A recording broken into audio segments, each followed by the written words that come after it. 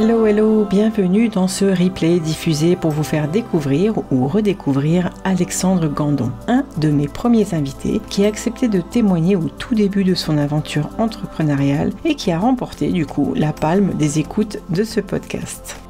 En mai 2023, Alexandre est reparti à l'autre bout du monde en direction du Pérou et de la Bolivie pour filmer de magnifiques contrées qu'il a visitées. Il est allé même jusqu'à 6000 mètres visiter un volcan.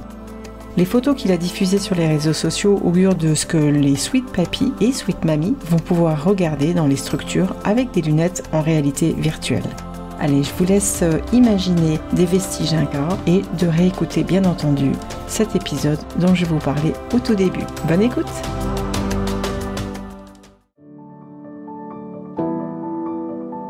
Quand les bras qui vous ont si longtemps réconfortés se fragilisent, quand vous souhaitez prendre soin avec douceur de ceux qui vous ont donné la vie, vous réalisez que c'est un monde inconnu qui s'ouvre devant vous.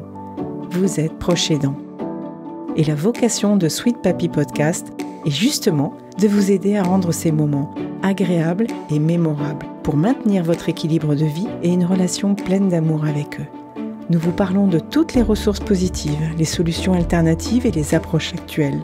Et nous avons à cœur de vous les transmettre pour vous soutenir et vous aider dès à présent. Durant mes voyages, quand je suis seul, j'essaye de partager le plus possible des photos. Et là, je me suis dit, en fait, le meilleur moyen de partager le voyage, c'est d'aller voir aussi des personnes qui ne peuvent pas voyager. Passionné par les voyages au long cours, Alexandre, mon invité dans cet épisode, a décidé d'offrir la possibilité aux personnes à mobilité réduite de voyager. Alors tout ça en utilisant une technologie de la réalité virtuelle en 3 dimensions et surtout en le rencontrant en personne pour échanger avec lui. Alors si vous avez déjà écouté les 2 précédents épisodes, ce que j'espère, Sweet Papi vous a déjà entraîné dans l'ère de la communication et des interactions sociales pour offrir du plaisir à nos aînés. Car la plupart d'entre eux ont déjà fait le tour de notre beau pays, parfois du monde, en avion, en bateau, en vélo et à pied. Alors je me suis dit qu'Alexandre avait complètement raison de nous entraîner sur ses pas et j'ai hâte de vous le faire entendre. Voilà un rêve enfin réalisé grâce au nouveau concept d'Alexandre avec sa société Dans les pas d'Alexandre. Épisode que je vais publier le jour de sa fête, Saint-Alexandre. Incroyable, non? Alors, il est jeune, il est charmant et il fait tellement plaisir à nos papis et mamies en EHPAD. Merci d'ailleurs à son papy qui lui a soufflé l'idée pendant le Covid. Allez, je vous laisse l'écouter. Je m'appelle Alexandre, 29 ans. Je suis passionné vraiment de voyage au long cours. Et en fait, je suis pas parti à la base des besoins dans les établissements médico-sociaux. Je suis vraiment parti de ma passion, qui est en fait de voyager à pied ou à vélo. J'ai eu la chance, alors c'était durant mes vacances, de partir à l'étranger un peu à l'aventure. J'ai mon grand-père qui a commencé à suivre un petit peu mes photos et il m'a dit voilà, dans mon EHPAD à Orléans, je te suis, mais avec mes copains, on te suit. L'idée a un peu germé dans ma tête. Ma passion étant la marche à pied, j'ai quand même avancé un petit peu avec des partenaires et puis à un moment je me suis dit allez, je quitte mon ancien emploi et puis je me lance là-dedans. Donc en 2021 je suis parti en rupture conventionnelle et j'ai créé ça. Quand je dis de voyage à pied, j'ai par exemple marché de Cannes jusqu'à Copenhague. J'ai traversé les Alpes sans tente, sans duvet. J'ai fait beaucoup de vélo en Europe et donc je pars toujours un petit peu à l'aventure, mais je me considère pas comme un grand sportif. C'est un autre aspect du voyage. J'aime beaucoup les voyages classiques avec la famille, les copains, la copine, etc. Mais en fait, quand je pars comme ça seul, concrètement, c'est des gens qui vont me dire en Italie, mais d'où tu viens? On aimerait bien comprendre comment ça marche, ton matériel. Et puis, en fait, c'est assez collectif. Donc, je suis seul, mais je porte aussi des causes solidaires derrière. Et en fait, donc ça, c'était ce que je faisais avant. Chaque année, je faisais 2-3 gros voyages comme ça. Et maintenant, j'ai décidé de filmer. Donc, je filme à 360 degrés tout ce que je vais trouver visuellement intéressant. Donc, ça va être les musées, ça va être les villes, la nature, les monuments. Et donc après, j'ai un travail de production de film qui intervient. Donc, c'est pas forcément évident au début la réalité virtuelle, mais là, je suis content, je maîtrise. Et ensuite, donc il y a un travail d'intervention. Et là, je me rends désormais dans les établissements pour faire voyager donc des groupes de 1 à 10 personnes. Donc techniquement, je viens avec 10 casques de réalité virtuelle, un écran plat au cas où, mon ordinateur, mes films. Et donc avec les résidents, on va partir donc dans mes pas entre guillemets, parce que ça s'appelle dans les pas d'Alexandre. Concrètement, donc durant mes interventions, ça dure 1 heure et je leur pose 2 questions au début. Donc là, c'est souvent des seniors. Hein. Je vais souvent dans des EHPAD et je leur dis, bah voilà, quels ont été les voyages qui vous ont marqué dans votre vie et quels ont été les voyages que vous auriez aimé faire. Suite à ces 2 questions, on commence des immersions sur l'écran plat. Et là, ils découvrent une première technologie, donc qui est l'image à 360 degrés sur une télé. Donc avec simplement une télécommande, en fait, on peut déplacer l'image. Moi, je fais des arrêts sur image en leur expliquant, bah voilà, là j'étais à Amsterdam, on est devant la maison d'Anne Frank, qui a été déportée en 45, enfin à 16 ans, etc. Donc ça, ils apprécient déjà de découvrir cette première technologie. Et après, donc ces 10 minutes de vidéo sur écran, je leur dis, bah voilà, on passe sur les casques. Et en fait, vu que c'est des groupes, souvent il y a un effet de groupe qui se passe. Donc les personnes qui sont peut-être qui ont un peu peur sont entraînées par celles qui sont les plus intrépides. Et donc du coup, finalement, tout le monde teste et à la fin, grosso modo, sur mes premières séances, tout s'est très bien passé et tout le monde a apprécié. La réalité virtuelle, c'est délicat, donc il faut pas faire n'importe quoi en termes d'image. Donc je propose d'abord les écrans sur la télé et je leur dis, si à un moment donné vous en avez marre, vous regardez sur la télé. Ça, ils vont voyager. Ce que je trouve le plus intéressant, c'est la dernière partie où justement, donc là, ils m'expliquent un peu quelles ont été les sensations durant les immersions et surtout en fait leurs souvenirs. Parce que par exemple, si on va visiter Madrid, eux peuvent me dire, mais moi je me souviens, j'y suis allé en 70. Et c'est pas parce qu'on est allé à Madrid qu'ils peuvent pas me parler de Séville, en fait. Donc, en gros, c'est un échange de groupe. Et moi, là, vraiment, je parle plus. En fait, c'est eux qui me disent et qui échangent entre eux. Et après, il y a aussi le personnel soignant qui est là et qui regarde ça d'un œil attentif et qui me demande, est-ce qu'on peut tester aussi, quoi. Donc, il y a un effet de groupe assez sympathique et l'idée, c'est modestement d'essayer de les faire un petit peu voyager, de leur faire passer un bon moment.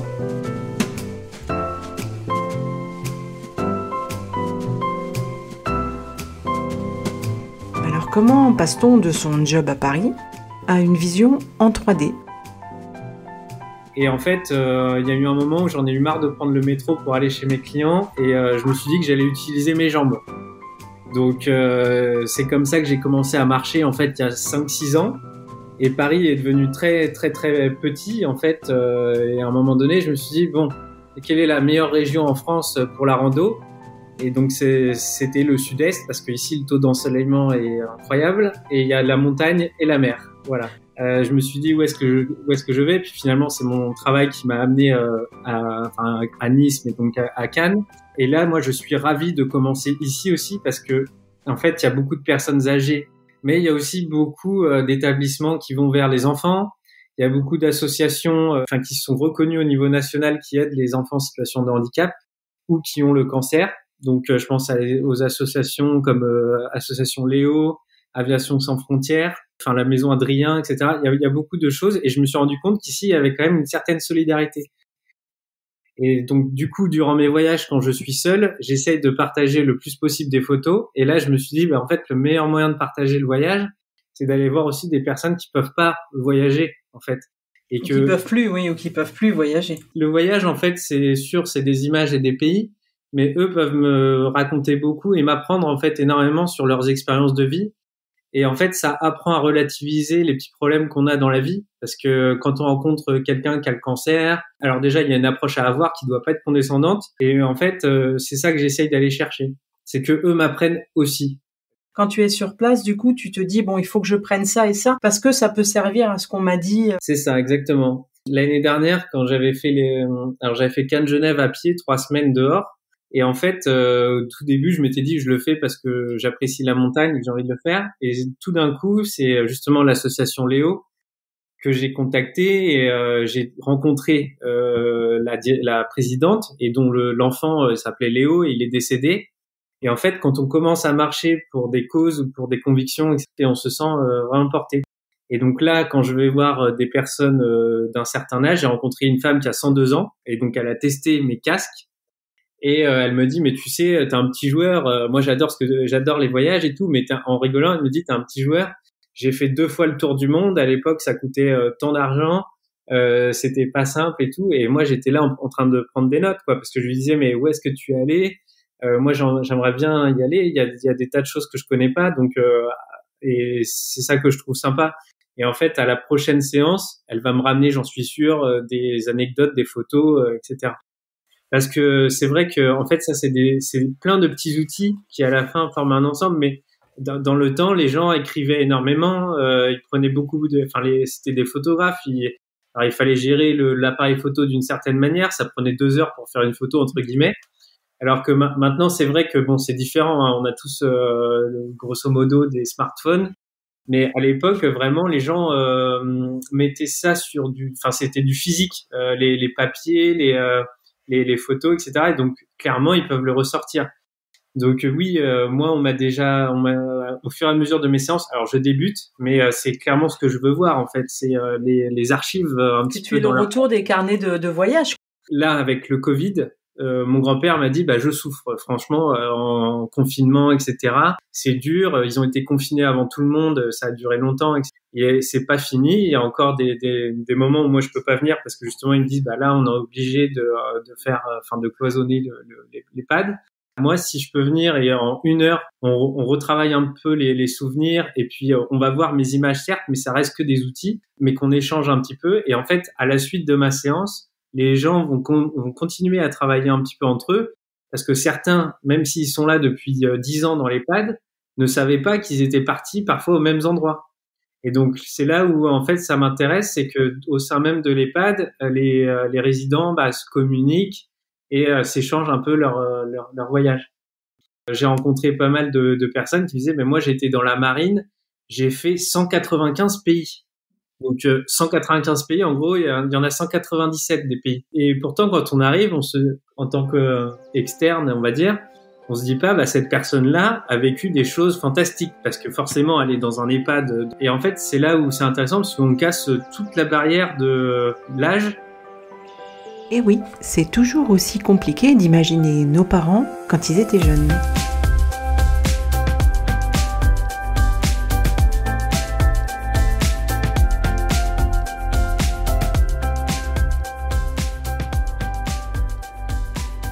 Je suis pour le moment content. Il y a eu des premières réactions. J'ai fait 3 interventions vraiment. Et en fait, j'essaie d'aller vers donc les EHPAD privés, les EHPAD publics, les hôpitaux, les centres de soins, un petit peu tout, mais vraiment avec une cible prioritaire sur les personnes âgées. Quel matériel tu prends? Comment est-ce que tu fais? Alors, quand je pars en randonnée, maintenant, je peux plus faire des randos de 4 mois, hein, c'est pas possible. Mais en gros, je fais 3-4, maximum 4 voyages par an. Et donc, je peux faire 50 km à pied par jour pendant une semaine. Récemment, j'ai marché de Lille jusqu'à Amsterdam en une semaine. Mon pied déjà est adapté, c'est-à-dire que je n'ai jamais d'ampoule, etc. Je sais comment me débrouiller. Et en vélo, je peux faire 100 km. Donc en vélo, je fais 2 fois plus. Donc après, en fait, je regarde un peu la carte et je décompose et je me dis, là, entre le point A et le point Z, il y a tous ces petits points qui ont l'air hyper intéressants. Et après, je me dis, est-ce que je le fais à pied ou en vélo? Mais en général, c'est des randos maintenant, des treks que je fais de maximum 2-3 semaines. Mais là, la semaine prochaine, je vais partir 10 jours. Par exemple, je vais faire de Gênes jusqu'à Rome, en passant par les 5 terres, Florence, etc. Déjà, voilà, j'ai un travail de regarder un peu comment est la carte. Ce qui est important pour moi, c'est de bouger avec mes jambes, en fait. Mais en fait, j'aime bien la notion de mériter un endroit et une jolie vue. Déjà, rien qu'au niveau personnel. Et puis, en fait, ça me permet de rencontrer énormément de gens. Parce que eux vont me dire, mais tu devrais dormir chez moi. Et donc, en gros, ces personnes-là, les Italiens, par exemple, que je vais rencontrer bientôt, vont me dire, tu devrais aller voir tel endroit, tel truc, ou viens dormir. Parce qu'ils ils savent les petites choses qui sont cachées aux touristes en général. Donc en fait, je pars avec un sac minimaliste. En gros, quand il pleut, je marche, je peux marcher la nuit et dormir un peu le jour. Ça fait 6 ans que je marche comme ça. Donc au début, ça paraît un peu bizarre. Mais au fur et à mesure, sur mes randos que j'ai pu faire, je développais ça sur des réseaux sociaux et les gens comprenaient comment ça marchait. Et en fait, il faut se déplacer un peu avec les étoiles, il faut regarder. C'est le moment où on essaye de faire travailler le plus le cerveau. C'est pas pour rien qu'il y a certains scientifiques, etc., qui disent que c'est important de marcher. Parce que quand on marche, en fait, on réfléchit et le cerveau en a besoin aussi. Il y a des nouvelles idées qui peuvent germer, même pour un projet pro derrière. Et après, j'ai une caméra très simple, à 360 degrés. Et donc, je la mets en fait au-dessus de ma tête ou sur des trépieds ou sur des drones. Alors, les drones, ça dépend, c'est pas tout le temps. Grosso modo, c'est une caméra GoPro 360. Donc, voilà, c'est une caméra qui enregistre images et son. Donc, en gros, il faut juste se dire, là, mon axe, le soleil, il est là. Le monument que je veux, il est là. Je pars dans cette direction. Ça reste stable, etc. Et au fur et à mesure, moi, je fais des vidéos qui sont pas très longues. Elles font en général 7 minutes. Et après, j'en diffuse plusieurs, du coup. Et en fait, sur les 7 minutes, derrière, quand je vais les retravailler, il y aura mes commentaires. Donc, quand ils vont avoir les casques, ils vont m'entendre à la fois en présentiel, mais aussi dans les casques. Et donc là, ils ont des sous-titres aussi. Ils ont le son de l'endroit où tu es aussi, c'est-à-dire que tu prends le son en même temps. Par exemple, là, j'avais fait Bilbao-Cannes à vélo cet été. Et donc, il y a toute la côte méditerranéenne que j'ai pu filmer, donc l'Espagne puis la côte méditerranéenne française. Et typiquement, on se retrouve à un moment dans la Camargue ou dans les cigales, etc. Et donc là, on va entendre les cigales. Donc, c'est important d'avoir les deux. Et en fait, moi, je sais très bien où est-ce qu'ils sont parce que quand ils mettent les casques, j'entends un petit peu ce que je dis. Donc, en gros, je sais, je les connais par cœur, mes films. Donc, je peux dire, maintenant, tournez-vous un petit peu à gauche. Et regardez, vous avez Notre-Dame d'Afrique, c'est une statue dans l'Estérel. Tournez un peu sur votre gauche et à droite, vous avez un accès mer. Est-ce que cela ne vous rappelle pas le son des films Super 8 de notre enfance? Le bruit de la cassette entrant dans le caméscope?